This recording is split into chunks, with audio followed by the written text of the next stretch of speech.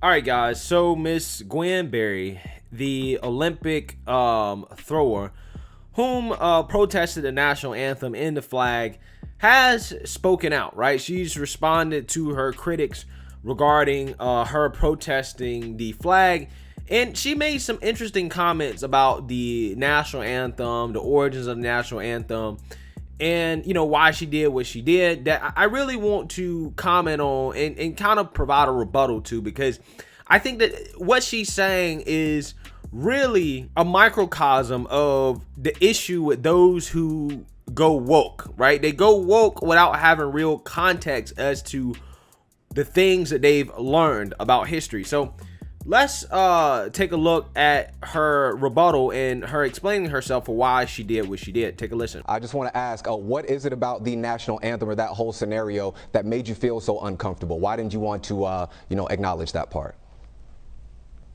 History. If you know your history, you know the full song of the national anthem. The third paragraph speaks to slaves in America, our blood being slain and pilfered all over the floor. Mm-hmm. It's disrespectful, and it does not speak for Black Americans. Mm-hmm. It's obvious. There's no question. Mm-hmm. Mm-hmm.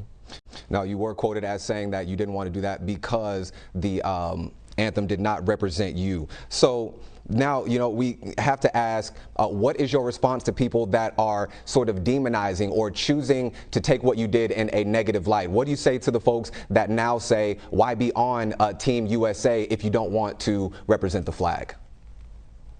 I never said that I didn't want to go to the Olympic Games.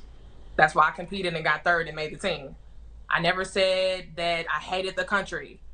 Never said that. All I said was I respect my people enough to not stand or acknowledge something that disrespects them. I love my people, point blank, period. Now, you love your people, which means you also love your family. We know that you came from a household where you were raised with 13 other people. So talk about what type of person that made you. What did you learn from your grandmother and from, a host of individuals that you lived with every single day? I mean, I learned that family matters. Despite the economic oppression that we faced growing up, I still have my family. And my grandmother, she did everything she could to make sure that we survived and had a roof over our head. And that's special. Mm-hmm.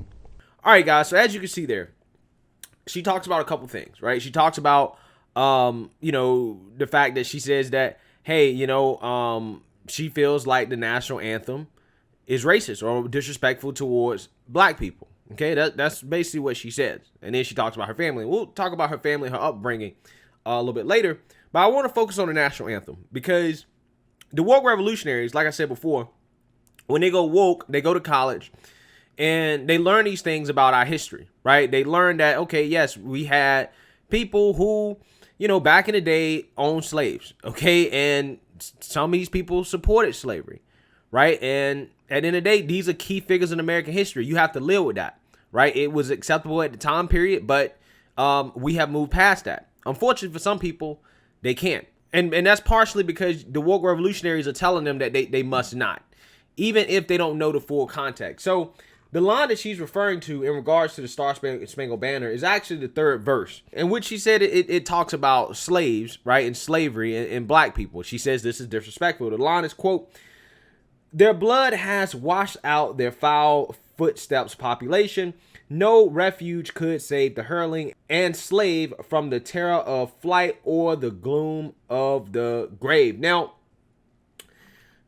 Francis Scott Key, whom wrote the national anthem, right, was a slave owner, okay, and he did support slavery for some part of his life, but that history is more complicated than what the woke revolutionaries want to let on. First of all, the national anthem was, aka the Star Spangled Banner, was inspired by the War of 1812, okay, in which the British basically ransacked the Capitol, and Francis Scott Key, who was a lawyer at the time, had witnessed a lot of this stuff. Okay, what happened at Fort Henry, what was going on in Baltimore, and at the time, there were slaves that were promised freedom for the British if they fight for the British. So some of them did fight for the British and help the British. But does that mean that that line is specifically referencing American slaves, or is it referencing slaves that went and fought for the British? We really don't know, right? There's no real consensus in terms of who or what he was referring to. Now, more than likely, he may have been referring to that. But at the same time, people got to realize at the time, this is what was happening, right? The British were trying to recruit slaves to fight for them, promising them their freedom if they helped fight Americans, okay? And at that point, they basically became enemies of the country. Again, this is just history. Now, during Francis Scott Key's life, his record on slavery is somewhat mixed, okay? Because he did own slaves, but he also released some of his slaves. And he also was a lawyer that defended free blacks, right? Pro bono, and serving as a lawyer for slaves who were seeking their freedom. Now, again, he was also on the other side of that issue as well, as he was very anti-abolitionist at some points in his life as well. Okay, and I think that he ultimately thought, like a lot of people thought at the time, that probably were battling with the morality of slavery, knowing in his heart that it was wrong, but at the same time, you know, knowing how touchy of an issue it was and how polarizing of an issue it was at the time, he was like, well, we probably won't ever be able to live in a multiracial society. So he actually advocated for blacks to colonize Liberia, right? He was one of the early people in that movement to send free blacks back to Africa. Okay, so like I said, like a lot of people at the time, right? A lot of people at the time, this question of the morality of slavery was not settled, okay? And many people battled with it. Okay, there were people that was on, again, one side of the fence that was like, hey, this is wrong, and we should abolish it right now. There were people that were like, hey, you know what? No, we want our slaves. We want to keep slaves. This is just a part of what we do. And there was people probably like Francis Scott Key, who was like, he was on both sides of the fence. And I think he battled with that, right, internally, okay? And that is the full context, right? Just like, you know, the full context of, you know, Abraham Lincoln and Republican Party, they were not always full-blown abolitionists, right? Matter of fact, they envisioned slavery going away over a long period of time. They didn't envision going to war with the South to free slaves. That wasn't necessarily their thing. They wanted to take a more long-term approach to the issue. But as the issue evolved and it became more contentious, it became clear that, okay, something needed to be done about it now. And because of the Civil War happening, it became a good time to actually free the slaves. One, because it was good in regards to a war strategy, right? Where you have, you know, these free slaves who could fight for the Union. Okay, so their long-term goal became more expedient to make it a short-term goal. Okay, even though they didn't necessarily want to do that at first. And see, that's full context. But see, the woke revolutionaries, they don't care about that, right? They just tell people, oh, it's racist. This person was a bad person, even if they were racist, right? You got to understand, a lot of people at the time, guys, it was just the time they was living in, okay? It was acceptable, just like it was acceptable for the Africans to sell the slaves to the Europeans. Nobody talks about the morality of that, right? Or the morality of the Arab slave trade. It was not a uniquely American thing, okay? He was also on the other side of the issue. So again, his history on this subject is controversial like everybody else, right? Everybody else that lived back then. Furthermore, that verse in the song, even if you want to take the worst interpretation of it, right? It's not even sung, okay? When they sing it, that we never even sing that verse in the first place. And what I find to be interesting and fascinating, guys, is that there was a picture that arose on the internet of Gwen Berry waving an American flag, right? Holding an American flag up like she's proud to be an American. She's proud, okay? So how do you go from that to protesting the flag in the anthem, right? How do you go from that? How do you make that switch? It's like I told you guys, the way that people make that switch is when you have the woke revolutionaries out there who want to wake people up and tell them about history, but don't provide real context as to what was going on at the time. And those people take that interpretation and they run with it, and then they think of America in the worst way. The picture of Gwen Berry protesting the anthem, okay, holding up the shirt, turning away, right, turn away from the flag, is a glass half empty approach on American history, right? In which they focus on slavery and Jim Crow. That's what the focus on. You focused on the negative. That picture of Gwen Berry holding up the American flag, being proud of her country despite its history and its past, that's a glass half full approach, right? That's celebrating emancipation and civil rights. And guys, in my opinion, that is the difference between the mentality of people. And this is why I think this Gwen Berry situation is so interesting, considering this picture came up, because I think it really does demonstrate a duality of people who understand history, but understand that we're moving towards the future and that we're trying to get past the past, versus those who are still stuck in the past. And most people still stuck in the past. And what's happening, guys, is that the woke revolutionaries don't want us to move in the future. They don't want the Gwen Berry who held up the American flag with pride.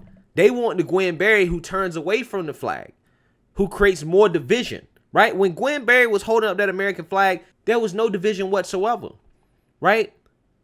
No, everybody knew what that stands for. Just like everybody knows that today, the Star Spangled Banner, regardless of, again, the lyrics that are not even sung, it represents everybody, black and white, Hispanic, Latino, Asian, who fought for this country, who fought and died for this country. That's what it represents. I get goosebumps every single time I hear it, right?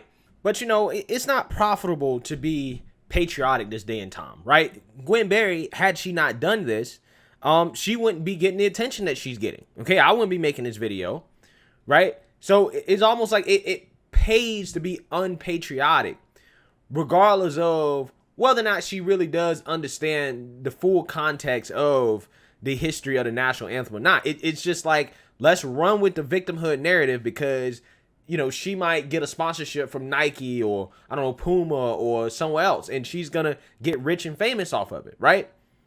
That could also be a part of it as well, too. And she also talks about her family growing up, you know, poor, whatever, economically disadvantaged.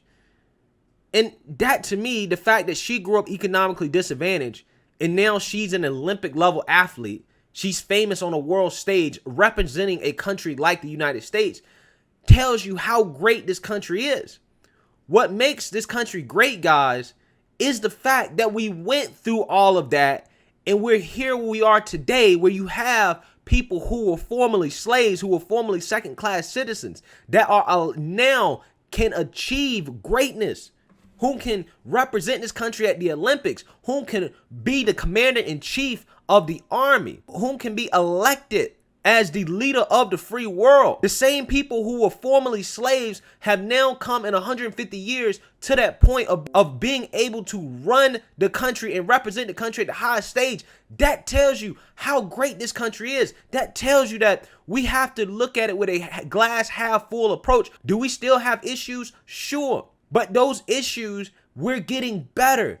We are focused on the future. We're moving towards a more colorblind and more perfect union. Will we ever be perfect? Absolutely not. But the goal is to strive to try to be as perfect as we can, even though we know we can't reach that.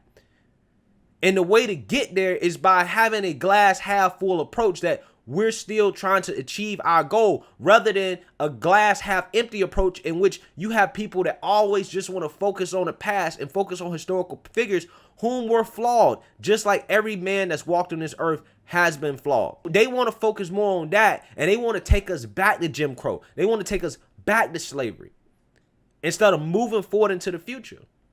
And I think that those two pictures of Gwen Berry, in my opinion, is a representation of what is happening. And this is why the whole race conversation has become so toxic to our society. It's become so toxic to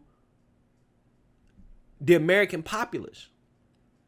It really has. Like I said, man, I hope that Gwen Berry, right? I hope that she finds who she was, the Gwen Berry that was holding up the American flag with pride, while also still having an understanding that, yes, this country's not perfect. Yes, there was bad things that happened, right? Nobody's trying to run away from that, but I hope that she can find a way to stop focusing on that and move forward in the future and appreciate the opportunities that she has right now that she's been blessed with, because we're all truly blessed to have an opportunity to be Americans and to be in this country, right? We're the most blessed people to ever live, period, in my opinion.